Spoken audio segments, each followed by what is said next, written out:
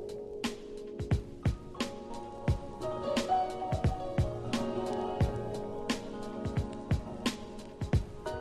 næste jeg vil vise dig er, hvordan du redigerer et grupperet produkt og forstår sammenhængen mellem, hvordan det ser ud i butikken og i backend, som vi ser her. Produktet i butikken finder jeg her. Jeg har trykket på butik og finder pakke nummer 1, hvor jeg kan se, at prisen har en strækning fra den laveste pris med de produkter, der er i pakken, til den højeste pris på de produkter, der er i pakken.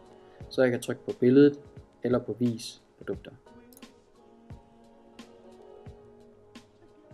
Det første vi ser inde på det grupperede produkt er kategorien pakker og titlen pakke 1. Går vi ind og finder pakken under produkter og produkter, vil vi kunne se, at titlen, som vi har skrevet herop, passer ind med pakker i kategorier her også. Udsalgsskiltet kommer på, fordi nogle af produkterne er på tilbud. Prisen strækker sig fra den laveste pris, inklusiv tilbudsgivning, til den højeste pris, inklusiv tilbudsgivning. Det vil sige, den dyreste vare i pakken, hvis den er på tilbud, er den pris, der bliver vist. Priserne prissætter du inde under de enkelte produkter, det vil sige, går ind og kigger på produkter og finder produkt 1, produkt 2.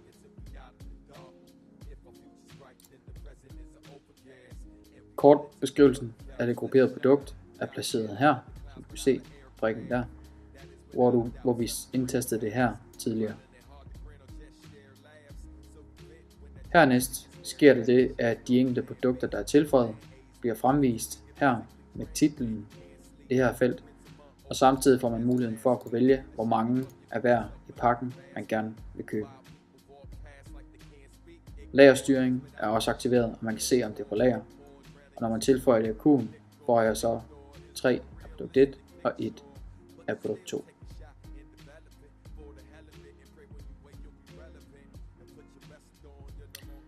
Kategorien pakker og tags, tilbud og tøjpakker. Hvis jeg trykker på dem, får jeg også en søgning i butikken med de produkter, der har tagsene med tilbud og tøjpakker samtidig. Længere nede ser vi beskrivelsen, som er tastet her i feltet under titlen. Og i anmeldelser kan man ligesom før taste sit navn, sin mail, lave en bedømmelse og skrive sin anmeldelse. Indstillinger for anmeldelser gennemgår jeg i WooCommerce indstillinger senere i en video, der viser hvordan man kan bruge anmeldelser til at vise om en anmeldelse er verificeret i form af at man har købt produktet og brugt det som kunde. Hvis du gerne vil slå anmeldelser fra, er det under avanceret og aktivere anmeldelser.